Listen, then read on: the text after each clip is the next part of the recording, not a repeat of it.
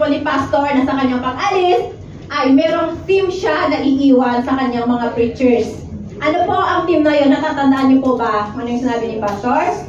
Yes, stewardship po. Tama. So, ang title po ng ating message for today is The Believer as a Financial Steward. Okay? But first of all, kapag marinig po natin yung word na steward, ito po agad ang pumapasok sa isip natin. Amen? So, ito siya, steward. Talaga siya, nasa plane, yung mga yan. So, i-define po natin siya from Oxford Dictionary. As a noun, sabi niya dyan, steward is a person employed to look after the passengers on a ship, aircraft, or train, or a person responsible for supplies of food to a college, club, or other institution. Do you agree na we too are all stewards? Amen. Sabi po tayo, amen. Tayo nag-work dito sa Hong Kong as nag-work sa bahay ng ating mga amo, steward po tayo. Amen. Kasi we are looking after our employers, our wards, yung bahay ng mga employer natin, pinagkakatiwala nila yan sa atin. Amen? Yes. And another meaning of steward, it says here, someone entrusted with another's wealth or property and charged with the responsibility of managing it in the owner's best interest, or a person who takes care of someone else's property. So, itong topic na to, maganda to para sa ating mga OFW. Itong about sa financial management natin. Kung dito tayo, paano natin handle yung ating finances, lalong-lalo na, di ba tayong OFW, aminin mo natin o hindi, sari-sari ang ating mga struggle na pinagdadaanan, lalong-lalo na po sa ating finances. Amen po. So, ito sabi ko na magandang topic para sa ating lahat na OFW. Okay? Ayan po, sabi nga dyan na yung steward tayo na nag-take care sa pag-aaral ng iba na pinagkatiwala sa kanya. Okay? So, what is financial stewardship in biblical view? It refers to responsible and faithful management of the financial resources God has entrusted us. So, it recognizes that everything, lahat ng meron tayo ay belong sa ating Panginoon. And we are called to use our financial blessings wisely for His what? For His purposes and glory. Okay? And stewardship ay hindi lang yan about financial management, kundi nag-e-extend ito sa lahat ng aspeto ng buhay natin. And reflecting our relationship with God and our responsibilities towards His creation. Amen po? And it is about managing all aspects of life according to God's principles, leading to a multitude of benefits and positive outcome. Hindi lang sa buhay na meron tayo ngayon, kundi sa buhay pa na paparating. Amen? And for our text, Luke 16 verses 10 to 11, sabi po dito, whoever can be trusted with very little can also be trusted with much. And whoever is dishonest with very little will also be dishonest with much. So if you have not been trustworthy in handling worldly wealth, who will trust you with true riches? Amen. Before this passage, nagkwento ang Panginoon sa kanyang mga disciples about sa parable of unrighteous steward. Nabasa po ba natin yon? So baka hindi po nakabasa, basahin niyo po mamaya after ng ating service. Okay? Ayan yung po ang assignment natin sa araw na ito. Okay? And after the one, Jesus continued to teach them about the true value of money. And He began with parallel principle. Ito yung tinatawag na faithfulness principle. And yung first na principle dyan is positive siya. Sabi niya, whoever can be trusted with very little can also be trusted with much. And yung isa naman is, ano yan, negative naman siya. Sabi dyan is, Whoever is dishonest with every little will also be dishonest with much. Pero both parallels of the faithfulness principle highlight the importance of the very little things in life. Okay? The way we live in everyday mundane, ordinary affairs of life will have a direct impact and multiplying effect and responsibilities we will have or not have in the life to come. And by comparison, the things of life are very little when measured. Kung ikukumpara natin sa mas malaki pang mga bagay sa new heaven and new earth. So mga hindi mo nakalam sa new heaven and new earth, mag-aral po kayo sa BBC. Okay? So kaka-open na nila, mag-enroll po kayo. Okay? Ang dami natin matututunan sa BBC. Okay? Ayan. So, tayo, di ba, may mga nagpapagawa na sa atin ng bahay sa Pilipinas. Di ba? So, magpapagawa ka ng bahay, syempre magbabayad ka ng magkakaya ka ng workers, di ba? So, pinagawa mo yung bakod lang ng bahay nyo. Tapos, after nung nagawa nila yung bakod, gusto nila na, oh sis, pwede bang gawin, kami na rin yung magpintura ng buong bahay nyo. Anong gagawin mo? I-accept mo ba agad yung gagawin nila yung buong pintura ng bahay mo? Or magpipis ka muna doon sa ginawa nila na pag-paint sa fence mo, di ba? Kung maayos ba yung paggawa nila. Kasi kung hindi, syempre, hindi mo pagkakatiwala yung pagpintura nila sa buong bahay mo. Amen? Kasi kung messy siya, ay, paano ba pagawa? Di messy na lahat yung buong bahay ko pag gano'n. So, ganun yan, i-base natin sa maliit muna na bagay na ginawa nila, simpleng bagay. Bago natin ipagawa yung mas malaki pa na trabaho para sa kanila. So the same thing applies to our service in the kingdom of heaven. Tanungin natin ang sarili natin. Am I faithful today with what God has entrusted me with? My possessions, my talents, and my time. I may not have much, but do I manage what I have wisely? So do I use it in the service of the kingdom? If not, kung hindi natin ginagawa yung mga katanungan na yun, hindi natin masagot sa sarili natin, we don't have any reason to expect that God would trust us with more, not only in this life, but in the one to come. Amen ba? Kung sagutin natin yun, ang sagot mo na is positive, okay, mag-expect ka na God will trust us more sa kanyang mga ipagpagkatiwala sa atin. Pero kung hindi, huwag na tayong umasa na magtatras ang Panginoon sa atin na mas malaking bagay. Amen po. Ayan, so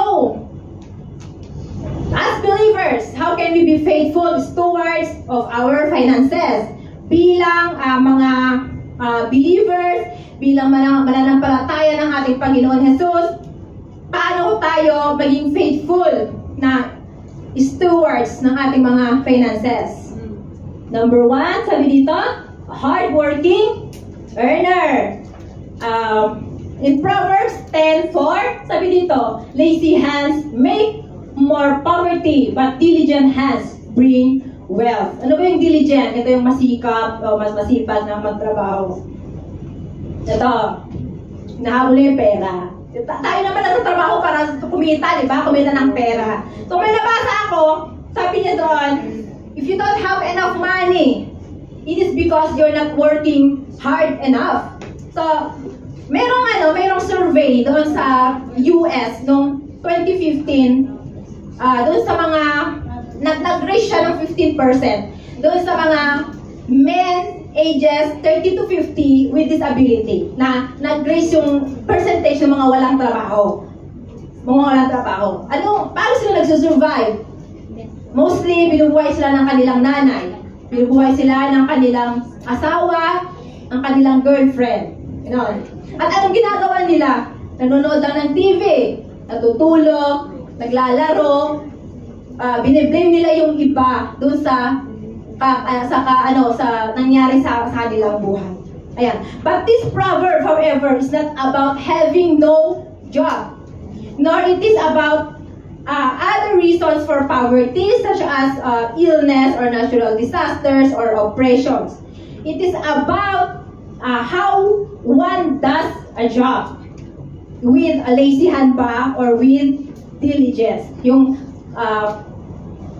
lazy ba na kamay o yung masipag na kamay? Okay? So, lazy hand. Sa ESV version, sabi niya doon is slack hand siya. It's not lazy hand.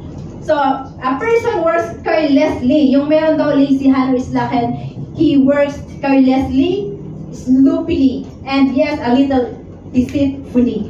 Deceiving others. Okay? Rather than mag-strive siya sa work niya na maging excellent, okay na sa kanya yung good enough. That's good enough. Okay na yun sa kanya, yung good enough na. Hindi uso sa kanya yung excellent na work, you know. And ang mga ganong tao raw, kahit may trabaho nga siya pero lazy hand nga, di ba? Na kontento na siya sa good enough. Katulad lang din daw nun ng mga tao na walang trabaho, na naglilid sa kanila rin ng poverty. Okay? So, sa office, yung mga nag-work sa office, minsan pumapasok ng late, tapos umuwi ng late. Ay, umuwi ng maaga. Parang kinakat nila yung time nila sa work. And so, magtataka sila, bakit walang promotion kahit na ilang taon na silang nag-work? Eh, magtataka ka, kaya ganun ang ginagawa mo. Diba? So, tulad naman tayo naman. So, sa atin naman, late na sa church. Late na ka nag-start yung service, late pa dumating. Amen? Maaga lalabas kasi may lakad. Na-late na maaga pang lalabas kasi may lakad daw. Kailangan ganitong oras magkita sila ni ganito, ganyan. Yan. And nagtatanong kung bakit ang Panginoon hindi sila bine-bless. Amen? Ang katagalan sa church at yung pagpunta sa church ng linggo-linggo doesn't define God's blessings to us. It depends on how we work for Him. Ang partial time lang sa Panginoon is a no-no. It's a big N-O-N-O. Okay? So, wag natin babawasan ang time ng Panginoon. Okay? And, yung contractor naman nag-text sa doon sa boss niya na malilate siya kasi dadaan pa siya sa coffee shop. Dadaan siya sa coffee shop. So, malilate siya sa work. Eh, magtataka siya bakit ang tagal matapos yung trabaho niya. Yung ine-expect niya na ganitong araw lang pero nagtagal siya. Kasi yun naman ang ginagawa niya. So sa atin naman, yung member nag-text kay leader. Sabi niya, leader on the way na po ako. Nag-expect si leader na on the way. Kasi on the way na raw siya. Magkahintayin ko na lang mga ilang minutes na. Yun pala, nasa bahay pa. Hindi pa nakakalabas ng bahay. Or may hinakad pa. Bago pumuntang church, may in-order kasi, may pinit up. So, na-late na sa service. So, paano tayo be-bless ng Panginoon? Pag gano'n yung ginagawa natin. Amen? So, kung malit ka, sabihin mo na lang kay leader na, leader, malit pa ako kasi may pipick up ako. Huwag mong sabihin na on the way na po. Ang pinakalay na, ako as one. Ako as, isang tao na, ang pinaka-perfect ko yung maghintay. Gusto ko na sabihin sa akin na umalit ako sa oras, at least alam ko malilate ka. Kaysa mag-antay ako ng 10 minutes, kasi sabihin mo on the way ka na. Kasi MTR ka na. Yung pala, inaantay mo pa yung i-pick up mo kasi wala pa yung magdi-deliver sa'yo. Amen? Huwag mo naman pagantayin si leader, okay? Magsabi ka ng totoo na malilate ka ng ganitong oras. Huwag mong sabihin na on the way ka kung matagal ka pa pala makarating. Okay? Lalo-lalo na kung pang-pick kayo. Kasi naka-attend ka sa palpin, inaantay ko ang opening, ang tagal mo, para makapaghanap ng iba na papalit sa assignment mo. Okay? Ayan. So, okay. Nakarating ko ba tayo lahat? So, what does the head of diligence accomplish now? It makes rich. Sabi niya, diligence does not mean being a workaholic. Yung pagiging masikap naman is hindi naman sa talagang workaholic ka na 24 hours ka na nag-work kasi nga workaholic ka. Diba? And yung sa trabaho mo lang, yun lang yung buhay mo. Hindi naman ganon. It means doing work promptly and well, reliably, completely, and honestly. And for the diligent, the word excellence is not a buzzword. Hindi lang siya word or phrase without content. Excellence is the passion of the diligent, and do it right is his slogan. So, kailangan pag-work tayo, sabihin natin na, I need to do it right. Gawin ko tong trabaho ko ng tama. Amen? Hindi lang siya good enough. Hindi lang tama yung, okay na to. Kailangan do it right. Okay? So, yung diligence naman does not always produce wealth, but it usually supplies our needs with something leftovers pa. May leftover pa. Hindi lang supply yung needs natin, meron pa tayong leftover na pwedeng i-share sa iba. Okay, so by working diligently and responsibly, we honor God and contribute to our own financial well-being. Sabi sa Proverbs 13:11, dishonest money dwindles away, but whoever gathers money little by little makes it grow. So, in this verse, si Solomon observes the difference between wealth acquired suddenly, yung mga kayamanan na mabilis lang makuha, yung pera na mabilis mo lang makuha. At sa mga kayamanan na nagigain natin is slowly but honestly. Okay? The implications of this proverb involve both money that is brought in greedily or through questionable means, and that which is simply gained instantly. Those who dishonestly seek wealth by taking advantage of others or by engaging in schemes, mga scam, can expect their wealth to disappear just quickly as it arrives. Ano mga pera na-acquire natin na hindi natin pinaghirapan.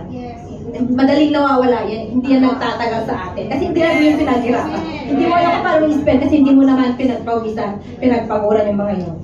So, alam niyo yung nung last week, habang ginagawa ko, sabi ko bakit, binigyan ba ako ni Lord ng example? Binigyan ako ni Lord ng example. May nakilala ako, nag-chat siya sa akin. Sabi niya, Te Mars, may 2K ka ba siya? Sabi niya. Yung time na yun, nasakto na napadala ko ng pambayad ng palit ko ng rent niya sa boarding house niya. Sabi ko, nagpadala na kasi ako, may 1K na lang natira sa Gcash ko. Sabi niya, sige, okay lang ba, hiramin ko. Balik ko bukas ng umaga. Sabi niya, sige, sabi ko, pasan mo yung account mo na pagsasabi ko. Itisanin niya, bank account, GoTemi ba yun? Bago siyang account sa Pinas. Pero pwede siyang gamit sa Gcash, send through Gcash. So, ayun, sinend ko niya. Kinabukasan, nag-scroll ako sa Facebook. Nakita ko yung post niya. Mayroong gumamit ng aking Facebook kagabi, hindi ko kilala. Nagpalit na ako ng password, lahat. Sabi niya, kung merong nag-text sa inyo, sabi niya, isinend niya yung chat na, may tubig ka ba? Yan nilawin ko na. Hindi ako yun, sabi niya. Napaisip ako.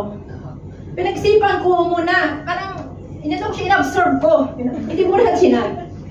And after 2 days, kasi busy ako na hindi ko na sinad. After 2 days, nag-chat ako. Kasi sabi ko, kailangan kong gawin to ng tama. Itama kung ano man yung nangyari. Sabi ko, yung gumamit ba, nakita ko yung post mo sa Facebook, yung gumamit ba ng account mo, alam din niya yung bank account mo. Kasi nung nag-chat siya, ang sinend niya ng account na pinagsendan ko ng pera is yung bank account mo. Nakapangalan sa'yo yun eh. Alam din ba niya yun? Sabi niya, hala ate, sabi niya, wala na kasi yung convo dito, pasend na, pa-screenshot ng convo nyo. I-sinend ko lahat ng convo. Sabi niya, hala, ang kapal naman ng mukha niyan, sabi niya. Kasi gusto ko lang linawin, kasi kung ibang tao yun, edi sana ibang account yung binigay. Bakit ibibigay yung account ng may-ari mismo ng messenger na yun? Edi sa kanya pupunta. Sabi ko kasi pang account mo yun, paano niya ginamit? Yun lang kung ninakaw ba niya yung account mo, tapos alam niya yung PIN code mo rin sa bangko.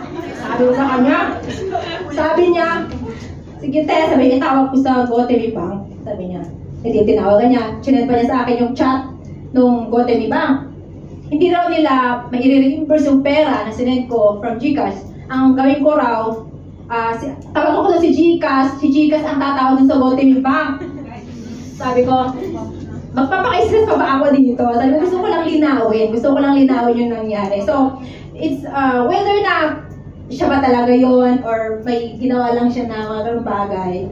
Hindi ko na pinansin, hindi ko na siya nireplyan, hinayaan ko na rin. Sige, yung 1K na lang, bye-bye na lang. Sige. Ano, pagkatapuhan ko lang ulit yung 1K. 1K pesos. Buti na lang 1K. 2K yung kinuha niya eh. Sabi ko, sige. Pero iniisip ko nga, sabi ko, Lord, binigyan mo ba ako ng example sa preaching ko? Kasi ginawa mo to sa akin. I-example mo ba siya? Sabi ko kay Lord. So, kung siya man talaga yun o hindi, example yun na, yung kukuha ka ng mga pera ng ibang tao na hindi natin pinaghirapan. Okay? So, mga ganun, mawawala lang yan sa atin eh. Hindi magtatagal kasi mo yung pinaghirapan. Okay? So, yeah, yung kailangan natin mag-effort para magkapera, hindi yung mananampalataya ng ibang tao, ay mapagsamantala tayo, ganun. I-take advantage natin yung ibang tao na mabait sa atin. Ganun. So, alam niyo si Achan, di ba? Yung sabi ng Panginoon na huwag kayong kukuha ng kahit ano. Nasa Jericho sila. Pero ano si Achan? Kumuha niya yung cloak. Naganda siya sa cloak. Yung 200 shekels of silver and a bar of gold. Tinago niya sa ilalim. Di ba? Ng kanilang tent. So, nung nalaman nila, pinapatay si Achan, di ba? So, paano niya nagamit yung kayamanan na tinago niya, pinatay na siya. So, gano'n, hindi natin makagamit yung mga kayamanan na yung hindi naman galing sa ating, hindi sa ating pawis na pinagpaguran natin. Amen? So, kailangan natin mag-work ng honestly. Okay? Mag-work tayo ng tama. Hindi nga lang yung kailangan gawin natin ng right, hindi yung good enough na lang or samantalahin natin yung ibang tao. Amen? Okay, so that's number 1, a hardworking earner. And then number 2 naman, a discerning spender. So, ano ba yung discerning? Is brilliant or clever or intelligent, yung magaling mag-spend ng kanyang money. Okay, so sabi sa Luke 14:28, suppose one of you wants to build a tower, won't you first sit down and estimate the cost to see if you have enough money to complete it. Kapag nasi-shop tayo, magtitingin tayo ng mga bibilhin. Ang unang-unang tinitignan natin, di ba, hindi yung ganda, yung presyo. Titignan natin kung kasya ba sa pera natin, tama? So wala namang bibili na. Okay, nagustuhan mo, kinuha mo na punta sa counter, yun pala, kulang pala yung pera mo. So, unang-una, tignan mo yung presyo, kung kasya ba yung pera mo. Amen? Ito, good planning and hard work lead to prosperity, but hasty shortcuts lead to poverty. Sabi sa Proverbs 21:5. So, anong kailangan natin gawin? Plan and budget. So, creating a budget is an essential step in financial stewardship. Ito yung plan and budget na align sa income natin, sa expenses natin, at sa financial goals natin. So, by managing our finances responsibly and intentionally, we can steward our resources effectively and make informed financial decisions, enabling us to align with your values and align them with your values and God's principles. So, ang pagpaplano at pagbabudget ng ating pera is not just a once and done thing. Hindi lang ginawa mo ng minsan, okay na. Amen? So, it is an ongoing process that requires regular reviews and adjustments. Kung gumawa ka ng plano mo and pagbabudget sa pera mo, hindi lang yun na yun. Kailangan mo every month, na-adjust yun eh. Inano natin siya, pag dito nire-review natin, and ina-adjust natin yung budget natin. And regularly assess your financial situation, review your budget, and make a necessary adjustment to ensure that your financial decision align with biblical principles. So, kailangan natin i-align pa rin yung mga ginagawa natin sa mga gusto ng Panginoon na gawin natin. Amen? So, ayun ang pinaka-importante, dapat naka-align yan sa kagustuhan ng Panginoon sa buhay natin. So, rule number 1 of financial freedom is spending less than you earn. Yung iba kasi, yung income ganito lang, pero yung expenses, ganun siya. Sobra-sobra doon sa income niya. Paano mo pupunan yung expenses mo na yun? Ganito lang yung income mo. Amen? Amen. So if you can't do that, you'll never be financially successful no matter na pag-work hard mo or kung ilang oras ka nagtatrabaho, kung magkano ba ang ini-income mo kung ganyan ang ginagawa natin. Okay? So it is helpful to understand why people overspend and be aware of any that might apply to you. So, pakinggan natin ito.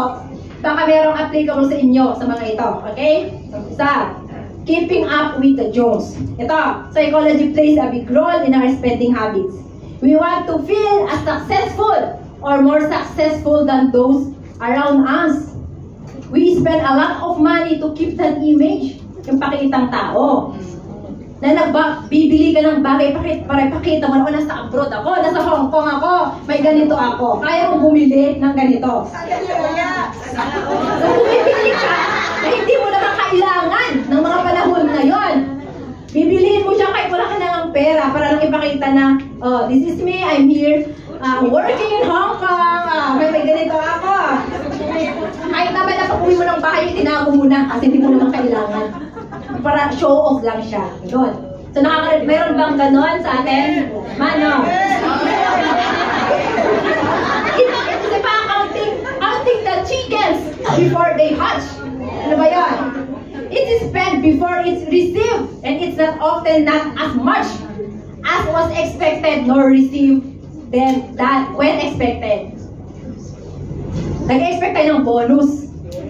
Lalo na pagka-Chinese New Year. Ng lycee. Kaya sabi mo, pautang ng ganito kasi may bonus ako paparating. Pagka-Chinese New Year, wala ka nakibigay ng bonus. Kasi makapayag mo din ang utang mo. Wala, di ba? So, antayin mo muna yung ibigay, mapasayo. Gustusin, amen? Ayan. Advance mag-isip. Yun tayo, advance tayo lagi mag-isip. Ayan. Ito pa, immediate gratification. Ano to? Buy now, pay later. We are too used to getting what we want now, even if we don't know how will we pay later. Yung, ito hulog-hulugan. Hindi mo alam, nasa parating na buwan, meron ka pala emergency sa Pinas. O paano mo nabayaran yung uhulugan mo, di ba? So kinukuha natin, i-enjoy natin, pero hindi pa natin alam kung mababayaran ba natin sa mga susunod na buwan. Amen? May mga nakarelate doon. Okay, may mga nakarelate. Lifestyle maintenance. Ano ba to? Most people increase their expenses as quickly as they increase their income. Kapag sahod natin is 4,700, tapos naasan din mo ng 5K. Yung expenses mo lang before para sa iyong mga damit, make-up is siguro 250. Nung sinakasan yung sahod mo, ginawa mo na siyang 400. Wala na siya 150. Diba? Increase yung ano natin, sa sarili natin nung nag-increase yung sahod. Diba?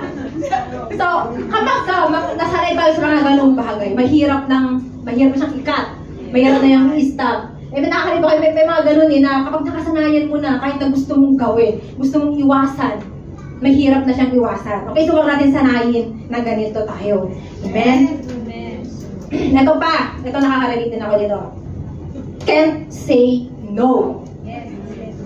Some people feel like they are failure kapag magsabi sila sa mga mahal nila sa buhay na nag-aas ng something, tapos sabihin mo no. Tama? Ganun din ako minsan. Na parang ayaw ko na may manghingi na hindi ko mabigyan. Kasi feeling ko, na-guilty ako, ganon. Tapos, parang naawa ako kasi alam mo na wala ka siyang work. Diba? So, nakaka-relate tayo doon sa mga ganun bagay. Pero, yan ang, lalo na kapag hinihingi ng mga anak nyo. Anak nyo kasi ako wala pa anak. Mga anak nyo. Okay? Pamilya natin. Ayan, and other people na mag-aas sa atin ng help. Tulad nga nung example ko na yung kaibigan ko nga na gano'n. So, pero gano'n talaga ako. Pero napag-isip-isip ko rin na itong last siguro few months na sabi ko, mag-i-stricto ako sa pagbibigay sa kapatid ko. Kaya every week, pag masabi sa naman niya, ubus na yung allowance. Kakapalala ko lang, ubus na naman. Sabi ko, nilista niya kung saan niya ginamit. Yung niya, okay, sige, tama yan. Ilista mo lahat kung saan mo ginamit para alam ko. So, mayroon tayong choice, mga kapatid. So, mahirap siya sabihin mo, wala ka sa sitwasyon ko, kaya ganyan na sinasabi mo. Di ba, ganyan tayo minsan. Hindi mo naiintindihan yung nararamdaman ko. Pero we have a choice. So, kailangan natin i-budget. Sabihin mo, ganito ang budget nyo sa isang buwan. Yan na yan. Nasa inyo na kung paano nyo si budget. Kung mauubos nyo yan before mag-end ang buwan, bahala na kayo kung saan yung kukunin ang kulang. Ganon. So, sanayin din natin sila. I mean, turuan natin sila kung natin silang sanayin. Amen? So, we always have a choice. Hindi na huwag tayo mag-guilty sa sarili natin. Kung gusto natin makaipon para sa sarili natin, para sa goal natin kung bakit tayo pumunta dito sa Hong Kong. Amen? So, that's number 2. And number 3 na po tayo. A sacrificing giver. Sabi sa Proverbs 3:9, honor the Lord with your wealth, with the first fruits of all your crops. Lagi natin ito naririnig sa offertory natin, pag may nag-exhort dito, di ba? Naririnig natin yan. Yung kailangan natin mag-sacrifice na magbigay ng para sa ating Panginoon. Walang reason yan. Okay, so recognize that everything we have ultimately belongs to who? To God. Amen? And as stewards, we are entrusted with His resources to manage them wisely. And understanding that God is the source of our provision helps us develop a mindset of gratitude, contentment, and responsible stewardship. So, ang kayamanan naman does not refer to money. Agree po ba kayo doon? Amen? The fact na meron tayong kinakain na choice sa araw-araw, kayamanan na yun. Amen? Umiinom tayo ng kape. Binibili tayo ng angko natin isa ng kape. Sa mga bubili ng sarili nila, at least may pambili ka ng kape mo araw-araw. Amen? Kayamanan din yun. At healthy tayo. Amen? At kung nagkakasakit man tayo, meron tayong Panadol. Panadol. Amen, tama. Ayan. Dito uso Panadol. Sabi mo, lumanong Panadol. Ganoon. Okay, so, kung natatapuan tayo ng infection dito, hindi pa naman tayo namamatay. So, kayamanan din yun. Amen? And we have, the fact that we have clothes. We have beautiful clothes. Shelter. Okay lang. Mga sakman-sakman. Kayamanan pa rin yun. Amen? Pa rin yun. Okay? And nakakasakay pa tayo sa MTR, sa bus. Amen? And yung education, yung pinapaaral natin sa mga anak natin, or tayo mismo nag-aral sa BBC, kayamanan yun. Amen? So, ayan, and lahat pa rin ibang mga bagay na we almost take for granted that many people in the world do not have. Blessed pa nga tayo kasi meron tayong mga ganito. Amen? Kaya sa iba na talagang wala sila. So, pag natin na i-take for granted mga bagay na yon. Amen? See all this as wealth that God, by His grace, by His generosity, has given to many of us. And this verse reminds us that everything we have belongs to God. We are stewards of the wealth, whatever level it is. Gaano man karami o kaliit yung pinagkaloob sa'yo ng Panginoon, kailangan natin siyang i-manage. Kailangan natin gawin kung ano ang pinapagawa sa atin ng Panginoon. Amen po? And sa itong first fruits na to, nababasa natin yan sa Old Testament pa lang. Amen? Namin na mapasa dyan na first fruit. Yung mga nag-offer sila ng first fruits nila, ng mga crops nila. So, from the top of the top, give to God and remind ourselves, this belongs to God. And all of it belongs to God, and all of it comes from God. And so we give the first fruits as a reminder of that. Amen. And so, doesn't change our life. Masasagot natin sa sarili natin to. Doesn't change your life or my life when we see our possessions, our wealth, as ultimately belonging to God, or to be used for God, for His glory, as an offering to Him. Sino nakakakilala dito? Sino hindi nakakakilala pala? Wala naman, di ba? the same Senator Manny Pacquiao. Sabi niya, I want to let the people know that there is God who can raise someone from being from nothing into something. And that's me. Sabi niya, I came from nothing into something and I owe everything to God. He gave me this blessing. It's all credit to the Lord. So alam naman natin ang kwento ng buhay ni Senator Manny Pacquiao. Nagpakabugbog yan para yumaman. Lahat ng meron siya. Inaalala niya sa Panginoon, hindi niya nakakalimutan na ang mga dahilan ay hindi yung pagkakabugbog niya sa ring, kundi dahil sa Panginoon. Dahil sa pag-bless sa kanya na Panginoon. So, ina-acknowledge niya na yung kayamanan niya, yung milyon-milyon yung pera ay nanggagaling sa Panginoon. Amen? So, sana ganun din tayo. Amen? Lahat ng meron tayo, hindi dahil pinaghirapan ko to. Anong oras ko natutulog sa gabi? Dahil dito sa pera na to, akin to. Pinaghirapan ko. Ang Panginoon ang nagbigay sa atin ng mga amo na yan. Ang Panginoon ang nagbigay sa atin ng lakas araw-araw para bilang. Bakit natin? Ang Panginoon ang nagbigay ng income, ang source of income natin. Amen? So, minsan, yung naghihinder sa atin para magbigay sa Panginoon is utang.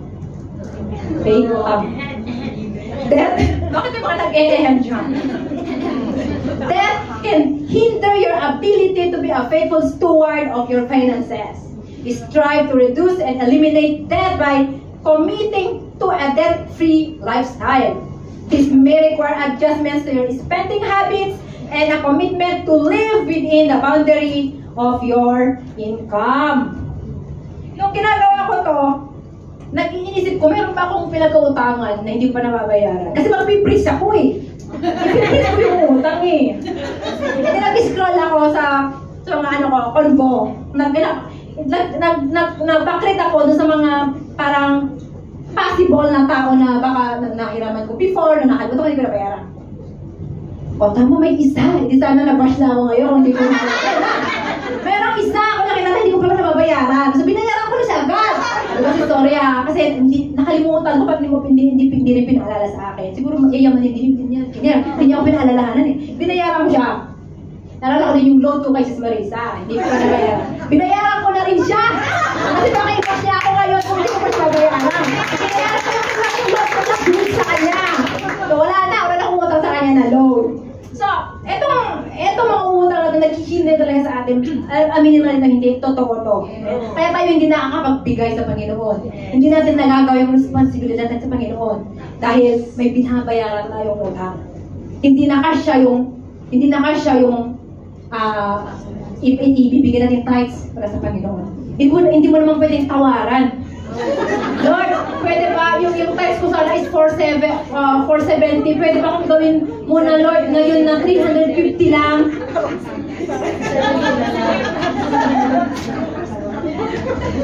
Ang laki-laki ng natira sa'yo, babawasan mo pa yung para sa Panginoon. Amen? 10% lang yung kapatid. Wala tayong 4-7 o 5K kung wala ang Panginoon. Amen? Pero para sa kanya na ganun lang. Konti-konti na nga lang babawasan pa natin. Kung natin patawaran ang Panginoon na Lord, bawasan po naman. Hindi po pwede yun. Amen? Ito, sabi sa 1 Timothy 6:18, command them to do good, to be rich in good deeds, and to be generous and willing to share. So, give cheerfully. Okay? Embrace the spirit of cheerful giving, knowing that everything we have is ultimately a gift from God. Diba? Ang sama-sama, ang gaan sa pakiramdam kapag nakakatulong ka ng iba. Amen. Ewan ko lang sa inyo, kung nakakatulong ka, sakit ng sama-sama ng pakiramdam mo. Sige na nga lang. Tapos pero yung pakiramdam mo is sama-sama, diba? So maganda lang magbigay pa ganon. Kailangan magbigay tayo cheerfully. Amen? Ayan. Cheerful giving. Embrace the spirit of cheerful giving. Okay? And sa Corinthians naman, God encourages us na give daw what you have decided in your heart to give, not reluctantly or under compulsion, for God loves a cheerful giver. Yun din yung kanina na kailangan hindi tayo pilit sa pagbibigay. Kailangan galing sa ating puso. Amen? Kasi kahit nagbigay ka nga, pero labag sa kalooban mo, huwag kang mag-expect, i-bless ka ng Panginoon. Sama lang din ng loob ibibigay yan sa iyo. Kasi sama lang loob yung pagbibigay mo. Amen? Kailangan din tayo, cheerful tayo, bukal sa loob natin ang pagbibigay sa ating Panginoon.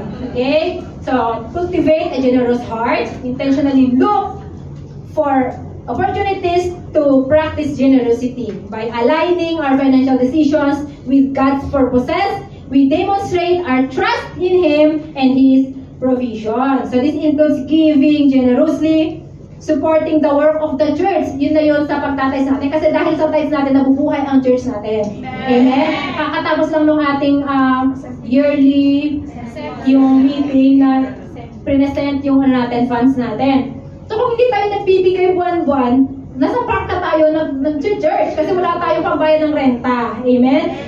So, kung natin isipin na nagbibigay tayo ng tithes para sa pastor, hindi. Hindi para sa pastor na binibigay natin.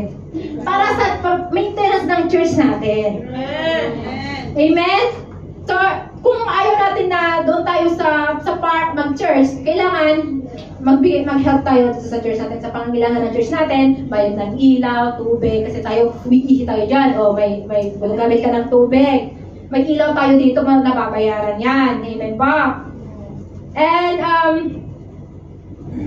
mag-ano din tayo, mag-help tayo kung may church tayo sa Pilipinas, di ba? Maganda rin na tulungan natin sila, lalo na pag nangailangan sila.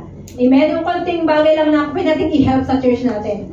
Nung umuwi ako, yung church pa rin, hindi pa kasi tapos siya. Hindi pa siya tapos. Tapos yung upuan is mga ano lang, mga kahoy pa, gano'n. So, naman ako na, nag-isip ako, Lord, kagustuhan mo ba na magbigay ako ng pambili ng mga upuan? Sabi ko rin sa sarili ko, sinagot ko, huwag mo nang tanungin si Lord kasi kagustuhan niya yan. Para sa church yan eh. Amen? So, kung kaya natin tumulong sa church natin, gawin natin. Amen? Lalo na, habang nandito tayo, kailangan ng church natin sa Pilipinas. Kasi pag uwi natin, doon din naman tayo ng churches sa mga churches na yun. Amen? So, iba pa yung tithes natin dito sa church. Dito, iba pa yung pag gusto natin magbigay para sa church natin sa Pilipinas. Okay? So, whoever sows sparingly will also reap sparingly. And whoever sows generously will also reap generously. So, alam na natin yan kung anong itinanim, yun din ang ating naanihin. Amen? So, kung magtanim tayo dito sa lupa ng magagandang bagay ng kagustuhan ng Panginoon, magre-reap tayo sa kanyang kingdom. Okay? Aanihin natin doon ang bunga ng ating mga ginagawa dito sa lupa. Amen? So, that's number 3. Number 1 is kung paano daw tayo magiging faithful na stewards of our finances, hardworking earner. Number 2 is discerning spender and sacrificing giver. And number 4, an investing saver. So ano ba yung investing? Alam na natin yan. Invest using some of your money with the aim of helping to make it grow. Yung i-invest natin siya para lumago. Amen? And saving naman, putting aside, money aside, gradually, typically into maybe a bank account or mag-save tayo ng cash for a particular goal. Pambayad natin ng mga monthly na binabayaran natin or for emergency purposes. Amen? Sa text natin, dito sa Ecclesiastes 11, 1-2, ship your grain across the sea. After many days, you may receive a return. Invest in 7 ventures. Yes, in 8. You do not know what disaster may come upon the land. So, di ba, sino ba yung mga ganito? Mga piggy-piggy bank. Ayan, sabi niya, invest your money and one of these days you will make a profit. Magkaka-profit tayo. Amen? And put your investments in several places. Because we never know kung ano ang mga struggle at hardship na pagdadaanan natin at darating sa buhay natin in the future. Amen? So, kailangan mag-invest at mag-save tayo. Sabi dito, practice wise saving and investing for the future. And also this Proverbs 21:10 reminds us that the wise man saves for the future, but the foolish man spends whatever he gets. Ang wise man daw, ang nag-i-invest para sa kanyang kinabukasan. Pero yung foolish man, kada receive ng pera, kada receive ng salary, nagastos na lahat. Wala nang natira. Okay? So, huwag tayong magpaka-foolish. Huwag tayong bibilang ang sarili natin sa foolish man na yan. Okay? And saving and investing allow us to be prepared for unforeseen circumstances, provide for our families, and be generous to others. Maganda din na kung hindi mo alam kung paano i-manage ang pera mo, mag-ask ka, seek a wise counsel doon sa mga, lalo na dito kasama mo sa church, na medyo nakikita mo na alam naman na nila, wise sila how to handle or how to manage their money. So kung hindi mo alam, pwede ka namang mag-ask ng help, di ba? Ito yung mga mentor na mapagkatiwalaan mo. And as a follower of Christ, knowing what the scripture says about saving is essential to managing your financial resources. How we manage our money is uttermost in our relationship with our Lord Jesus Christ. So magtanong ka sa mga mapagkakatiwalaan mo, pero huwag ka nang magtanong kung nag-a-advise sila sa'yo, hindi mo rin naman pala susundin. Huwag mo nang pagurin yung tao. Huwag mo nang sayangin yung laway niya na nag-advise sa'yo, pero at the end, hindi mo rin naman pala siya susundin at gagawin. Kasi mananaig pa rin yung kagustuhan mo. Amen? So huwag ka nang mag-ask ng counsel, ng advice, kung gano'n lang din ang iyong gagawin. So saving money isn't complicated in theory. But saving money for the future can be challenging. So from overspending and financial setbacks to incurring a massive amount of debt and simply just not making enough money, there are a variety of hurdles you'll have to overcome potentially. So here are some ways we save money.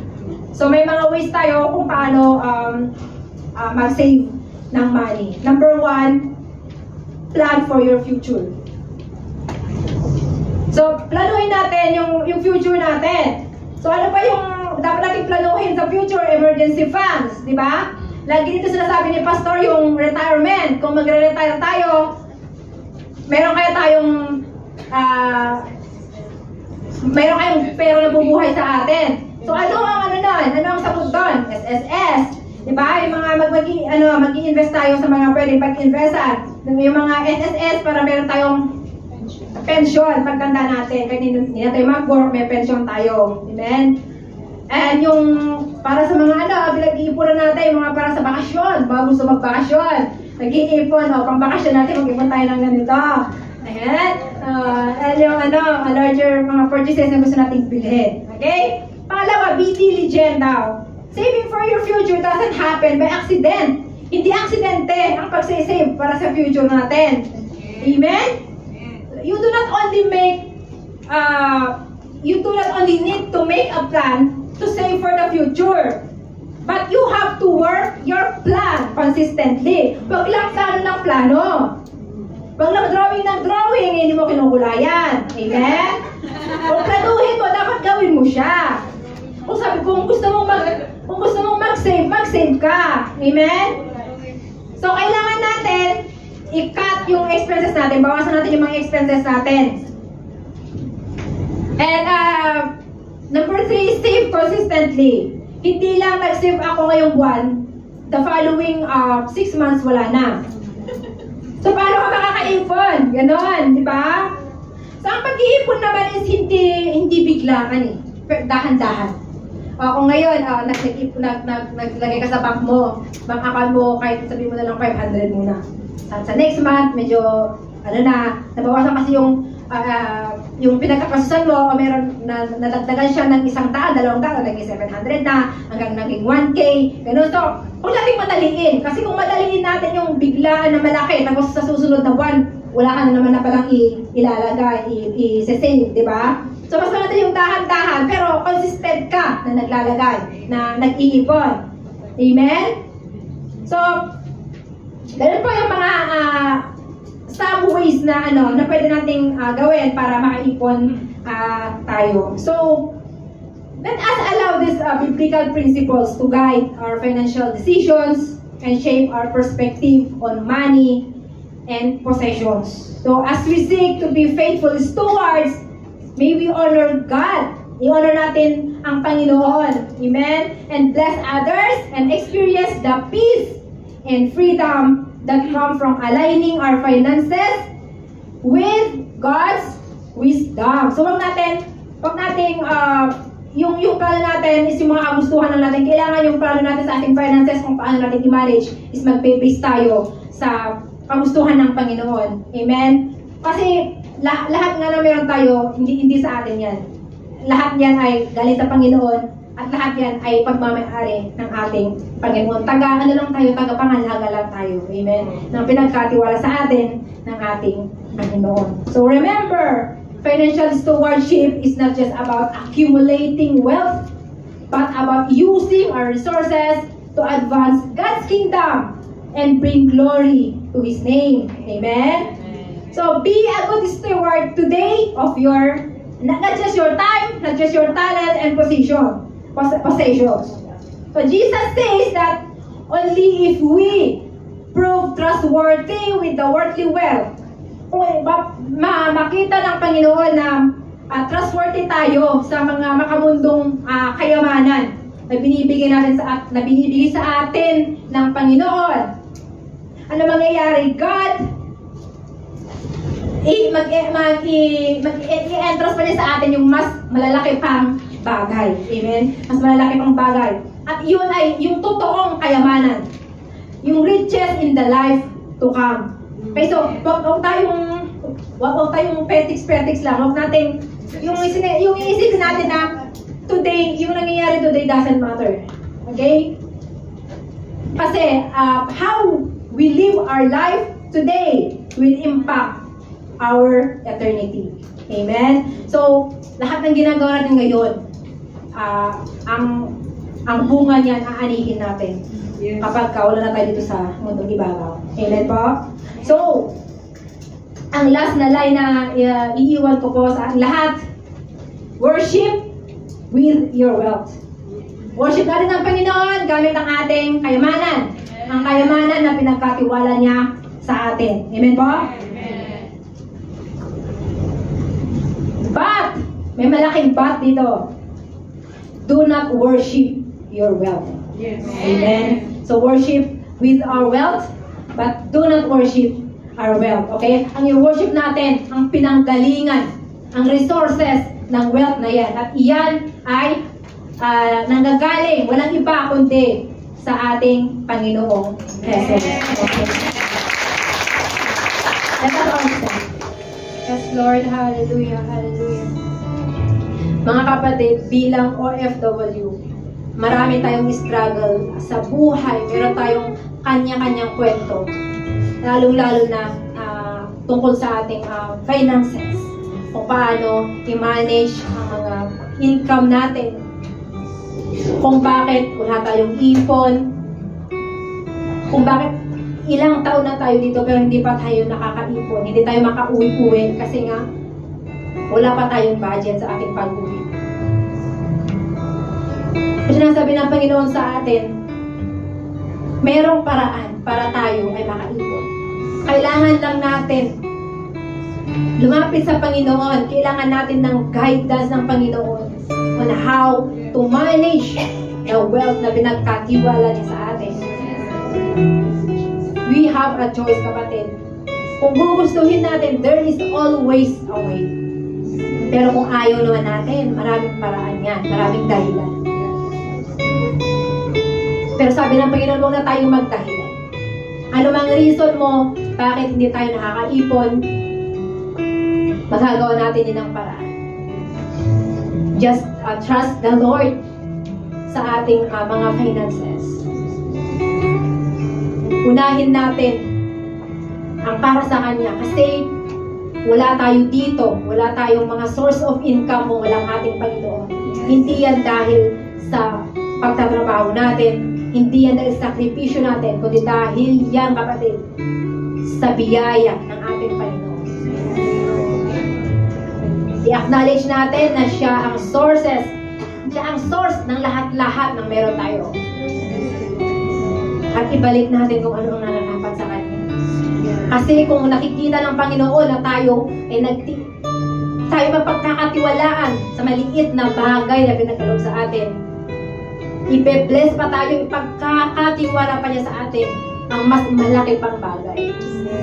At hindi lang mga bagay o kayamanan dito sa lupa, kundi ang totoong kayamanan pag wala na tayo sa mundong ibabaw.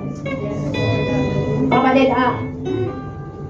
ipag-pray natin sa Panginoon na i-guide tayo sa ating para sa pag-manage natin sa ating finances. Ilapit natin sa Kanya.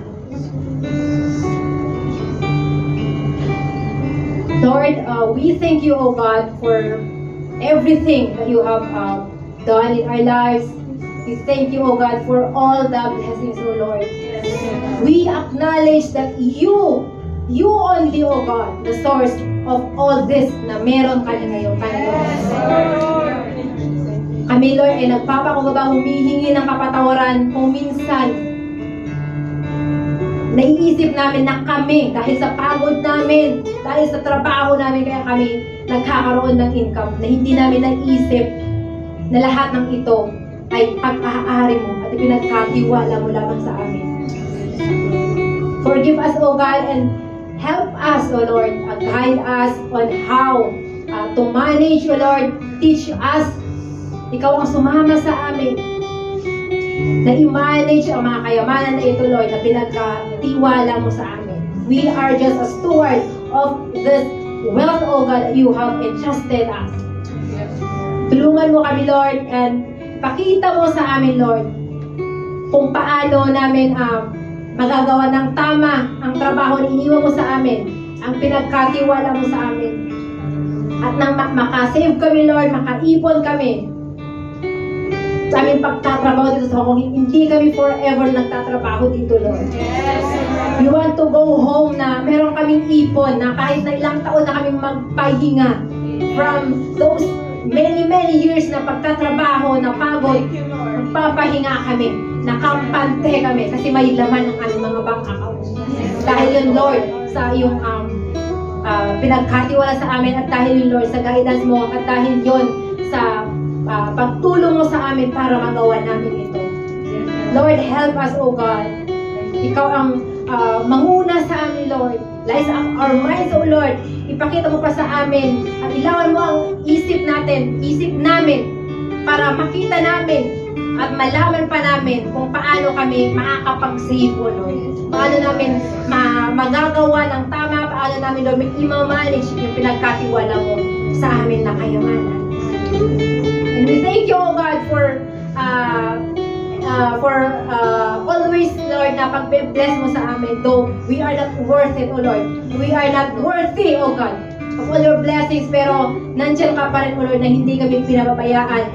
Sa kabila ng lahat ng paghihirap namin, nandiyan ka, O Lord, na bibigyan kami ng lakas, O Lord, para magpatuloy namin ang aming trabaho, at para, Lord, magkakaroon kami ng income, Lord, buwan-buwan. And we acknowledge you, O Lord, at ikaw lamang pinapasalamatan namin sa mga kayamanan na ito. We thank you, Jesus, and help us, Lord, na yung mga blessing na ito ay mamunga, Lord, at maaani namin, Lord, ang bunga ng mga blessing na ito, Lord, pag wala na kami sa mundo iba. Hallelujah, hallelujah. We thank you, God, for all the blessings. And binabalik namin sa iyo, Lord, ang lahat ng pasasalamat sa lahat ng binibigay mo sa aming buhay. Kasi wala kaming magagawa, wala kaming pagkakakitaan kung hindi dahil sa iyo. Hallelujah. We thank you, Jesus. And I have a challenge po sa mga bago po dito sa aming church. Kung ikaw po ay first time dito, at alam mo sa sarili mo na wala ka pang relasyon sa ating Panginoon, hindi mo pa natanggap ang Panginoon sa buhay mo bilang iyong tagapagligtas. Kapatid, baka ito ang tamang panahon, dinala ka ni Lord dito para tanggapin mo ang Panginoon sa buhay mo, i-acknowledge mo na siya ang iyong tagapagligtas, namatay siya sa cross para iligtas tayo sa ating mga kasalanan. At kung ikaw yun, kapatid, alam mo sa sarili mo, na gusto mong pagkatiwala sa Diyos ang buhay mo. Itaas mo lang iyong kamay at ipag-pray kita, mag-pray tayo sa Panginoon. Hallelujah, hallelujah. Yes, Lord, we thank you, O God, for this day. We thank you for this message, O Lord. Na we pray na lahat ng narinig namin ay may i-apply namin, Lord, sa aming mga buhay. Na walang reason, kasi lahat naman may paraan, O God. May ways, O Lord. May mga ways ka na inihanda para sa amin, para sa mga problema namin, lalong-lalo na finances, O God, sa finances namin. Lord, help us, O Lord, and we thank you for everything, Lord. And in this message, magsilbi, Lord, na kung hindi pa man namin ito nalalaman before, kung hindi pa namin i-apply sa buhay namin, pero gusto namin makaipon, may this message magsilbi na lesson at magiging umpisa ng aming pagsusumikap para kami ay makapag-ipon, para kami ay makauwi ng Pilipinas na kampante ang aming buhok. We thank you, Lord. May you be with us, O God, sa aming mga gagawin na ito sa buhay namin, sa aming mga pagplanuhin, sa pagpaplano namin, kung paano namin i-manage ng maayos, Lord, ang mga pinagkatiwala mo na kayamanan sa amin. Hallelujah. We thank you, Lord, for everything. We thank you for this day, and sa lahat pa ng gagawin namin sa araw na ito, Lord, ikaw ang manguna sa amin. Hallelujah. We thank you for the words. I thank you, God, for the wisdom and knowledge, O God, that you have given me, Lord. Thank you. And ikaw, Lord, ang sumama pa sa amin sa lahat pa, O God, sa paglabas namin dito, Lord. And sa pag-uumpisa, O God, ng pag-a-apply namin sa aming narinig sa araw na ito, na i-a-apply namin sa buhay namin, O God, na nalaman namin na, may ganun pala, may paraan pala para tayo ay makaipon. Ang reason ko pala hindi valid. Meron palang reason reasonable reason para ako ay makaipon. Meron palang ways para ako ay makaipon. Meron palang ways para magawa ko ng tama, may manage ko ng tama ang pinagkatiwala mo sa amin. Hallelujah. We thank you, Lord, and we give back to you, O God, all the praises, glory, and adoration in His mighty name. Amen.